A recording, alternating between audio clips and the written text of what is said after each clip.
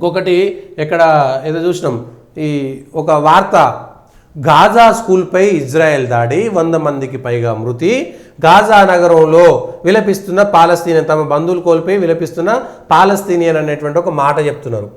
ఇదే కుట్ర ప్రపంచ దేశాలలో మన మీడియా కూడా ఆడ స్కూల్ మీద దాడి జరిగింది అంటున్నారు, కానీ ఆ స్కూల్ కింద ఈ ఉగ్రవాదులు తలదాచుకున్నారు. గతంలో ఇదే గాజాలో ఆసుపత్రి అనేటువంటి ఒక ఆసుపత్రి పెట్టి రోగులను మధ్యలో పెట్టి చుట్టూ మొత్తం ఉగ్రవాదులు, హమాస్ ఉగ్రవాదులు, పాలస్తీనాలో హమాస్ ఉగ్రవాదులు చిన్నపిల్లలు ఉండేటువంటి బల్లల్లో ఆసుపత్రుల్లో రోగుల మధ్య ఉంటే కాల్పులు జరపరనేటువంటి ఉద్దేశంతో ఈ ఉగ్రవాదులు వాళ్ళను షీల్డ్గా పెట్టుకొని ఉంటున్నారు. మన పేపర్లు ఏమో ఇప్పుడు ఏముంటున్నాయి, ఇజ్రాయెల్ స్కూల్ మీద దాడి చేసింది, రఫాలో పిల్లల మీద దాడి చేసింది, ఆసుపత్రి మీద దాడి చేసింది అనేటువంటి ఒక మాట చెప్తున్నారు. కానీ ఉగ్రవాదులు తమకు భద్రతగా చిన్నపిల్లల్ని వాడుకుంటున్నారు, మహిళల్ని వాడుకుంటున్నారు, ఆసుపత్రుల్లో రోగులను వాడుకొని కావాలని పైన ఆసుపత్రి పెట్టి కింద మొత్తం ఉగ్రవాద కార్యకలాపాలు జరుపుతున్నారనేటువంటి మాట ఎక్కడ కూడా చెప్పడం లేదు. ఇది మీడియాలో భారతదేశం మీడియా సిగ్గుండాలి.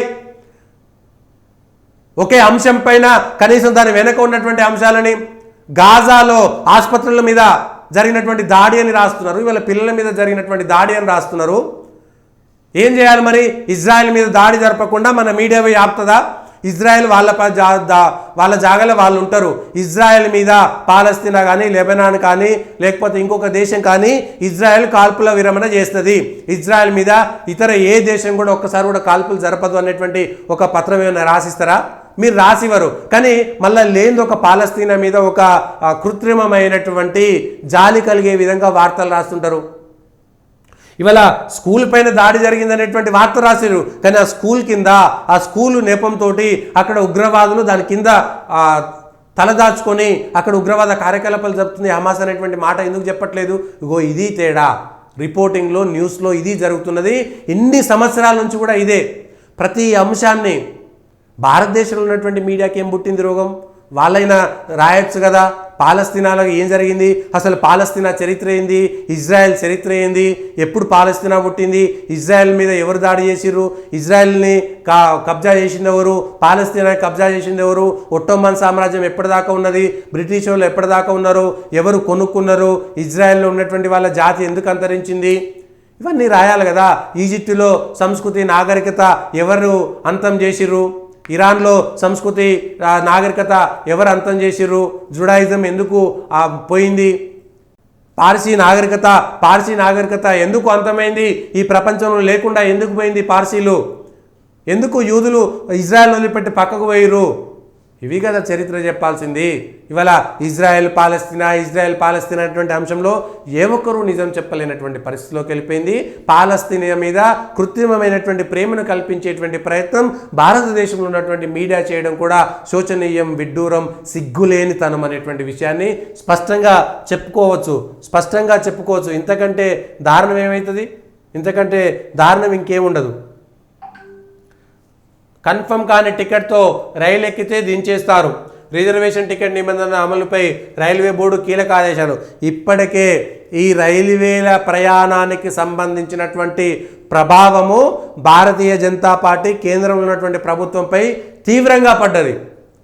దానిపైన జరుగుతున్నటువంటి చర్చను బీజేపీ నాయకులు కానీ కేంద్ర రైల్వే శాఖ కానీ వాళ్ళ ఇంటెలిజెన్స్ కానీ ఎక్కడ మీరు రైల్వేలను బాగా చేస్తున్నారు, 90% ఎలక్ట్రిఫికేషన్ అయిపోయింది, 90 మంచి సౌకర్యాలు ఇస్తున్నారు, మెరుగైనటువంటి ఇది కాదు.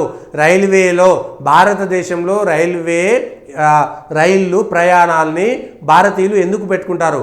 ఒకటి, ఎక్కువ దూరం ప్రయాణం చేస్తే రైలు ప్రయాణం సేఫ్ అనేటువంటిది ఒకటి. 2, తక్కువ డబ్బులతో ఎక్కువ ప్రయాణం చేయొచ్చని. జనరల్ బోగీలకు సంబంధించి కూడా చాలామంది టికెట్ లేకుండా ప్రయాణం చేయొచ్చు అనేటువంటిది. టికెట్ ఉన్నా కూడా ఏదో జనరల్ బోగీలో పెట్టుకోవచ్చని ఇట్లా అలవాటు పడ్డంటి వాళ్ళని జనరల్ బోగీలు తగ్గించడము, రైల్వేకి సంబంధించిన స్టేజీలు తగ్గించడము. మీరు విద్యుదీకరణ చేస్తున్నారు, రైల్వేలో మార్పులు వస్తున్నాయి, కానీ ప్రజలు అలవాటు పడినటువంటి ప్రజలకి మీరు జనరల్ బోగీలు పెంచుతారా, తగ్గిస్తారా, లేకపోతే మిగిలినటువంటి సౌకర్యాలకు రేట్లు తగ్గిస్తారా లేదా? ఈ విషయం పైన ఆలోచించండి. మీరు ఇప్పటిదాకా జనాలు టికెట్ ఏదో వెయిటింగ్ లిస్ట్ ఉన్నా సరే అక్కడ పోయి ఏదో టీటీని మేనేజ్ చేసి కూర్చుని అలవాటు ఉన్నటువంటి వాళ్ళు చేసేటువంటి ప్రచారము తీవ్రంగా ప్రజల్లోకి వెళ్తుంది. రైల్వేలో మోడీ వచ్చిన తర్వాత రైలు ఎక్కాలంటే భయం అవుతుంది, రైలు ఎక్కలేకపోతున్నాం, జనరల్ బోగీలు లేవు, ఏమైనా వందే భారత్ అంటున్నారు. ఈ కరోనా వచ్చిన తర్వాత రైళ్లలో, ఎందుకంటే 60-70 సంవత్సరాల పాటు రైళ్లలో ఏ రీతిన ప్రయాణం చేయడానికి అలవాటు పడ్డారో ఒకసారి మనం చేయాలి. ప్రజల్ని మార్చిన తర్వాత, ప్రజల్ని చైతన్యం చేసిన తర్వాత మాత్రమే ఈ మార్పులకు వాళ్ళు అలవాటు పడతారు. కానీ 60-70 సంవత్సరాల్లో మీరు ₹1,00,000 ఉద్యోగం ఉన్నోడు కూడా రైల్లో ప్రయాణం చేసినాడు. ఇవాళ బొంబాయిలో లోకల్ ట్రైన్లు ఎందుకు అట్లా ఏలాడబడిపోతున్నారు? బాంబే అభివృద్ధి చెందలేదా? హైదరాబాద్లో ఎంఎంటీఎస్లో, హైదరాబాద్లో మెట్రో రైలు ఎందుకు పోతున్నది? ఒక్కసారి అర్థం చేసుకోవాలి. ఇది కేంద్ర ప్రభుత్వానికి, నరేంద్ర మోడీ సర్కారుకి చాలా చెడ్డ పేరు తీసుకొస్తున్నటువంటి అంశం. రైల్వే వ్యవస్థ అభివృద్ధి చెందుతుంది, రైల్వే వ్యవస్థ ఆధునీకరించబడుతున్నది. కానీ రైల్వేలో జనరల్ బోగీలు, రైల్వేలో రిజర్వేషన్లు, రైల్వేలలో ఈ ఉచిత పాసులు పొందినటువంటి వాళ్ళందరినీ తీసేయడము, జర్నలిస్ట్ పాసులు తీసేయడము, లేకపోతే ఎంపీలు ఎమ్మెల్యేలకి ఇవ్వాల్సినటువంటి ఫెసిలిటీ తగ్గించడం వల్ల రైల్వే పైన నెగిటివ్ పేరు చాలా విపరీతంగా పోతున్నది. ఒకటి ఈ ట్యాక్స్ల అంశము ఐటీలకు సంబంధించి, 2 ఈ రైల్వేలకు సంబంధించింది. దీన్ని ఇంకా ప్రభావవంతంగా, ఇంకా ఎట్లా మనం ప్రజల్లోకి రవాణా వ్యవస్థ కామన్గా ఉండేటువంటి పబ్లిక్ ట్రాన్స్పోర్ట్ ఎట్లయితే ఉంటుందో ఆ పబ్లిక్ ట్రాన్స్పోర్ట్లో ఇంకా రైళ్లను మెరుగుగా ఏ విధంగా వాడుకుంటామనేటువంటి అంశాన్ని ఒక్కసారి మనం ఆలోచన చేసుకోవాలి. ప్రజలు దానికి అలవాటు పడినటువంటి వాళ్ళు ఒక్కసారిగా మారాలంటే కష్టము. ప్రజలకు ఏ విధంగా ఉంటుంది, ప్రజలను ఎట్లా చైతన్యపరుస్తారు? నీట్నెస్ విషయంలో ఉండొచ్చు. రైల్వేలు అనేటువంటి సొంతంగా ఎవ్వలేనాడు రైల్వే స్టేషన్లను వాడుకోవడం అనేటువంటిది అలవాటు అయిపోయింది. దీనిపైన వీళ్ళకు మొత్తం ఒక్కసారిగా ఇబ్బంది వచ్చేటువంటి అవకాశం మాత్రం ఉన్నది.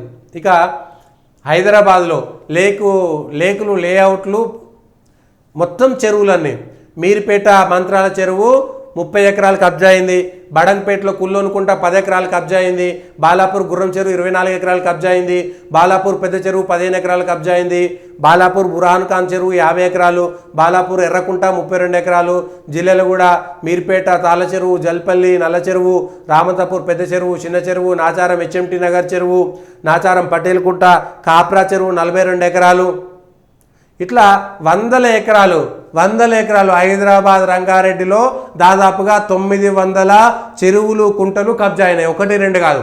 ఇది 2011లో అనుకుంటా, 2011లో నేను దీనిపైన స్టోరీ చేసిన. ఇదే రామంతపూర్లో పెద్ద చెరువు, చిన్న చెరువు, హెచ్ఎంటీ నగర్లో ఉన్నటువంటి చెరువులన్నిటికీ నేను వెళ్ళిన. అట్లనే ఈ జిల్లాలగూడకు సంబంధించినటువంటి చెరువులు, ఇబ్రహీంపట్నం దగ్గర పోయేటువంటి చెరువులన్నిటి మీద నేను ప్రత్యేకమైనటువంటి ఒక స్టోరీ చేసిన. అయితే హైదరాబాద్ చుట్టుపక్కల కాదు, ఇవాళ ఊర్లలో పోతుంటే కూడా చెరువులలో ఇల్లు కడుతున్నారు.